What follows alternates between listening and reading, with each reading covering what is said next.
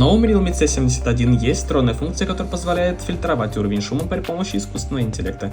Это полезно во время разговора с собеседником. Сейчас вам покажу, как это сделать. Если интересно, подпишись на мой канал. Для того, чтобы включить умное шумоподавление с искусственным интеллектом, необходимо перейти в настройки, пролистать внизу пункта дополнительные функции, фильтрация шума с искусственным интеллектом. Активируем этот тумблер. Теперь во время разговора искусственный интеллект будет обрабатывать звук, и ваш собеседник будет вас лучше слышать.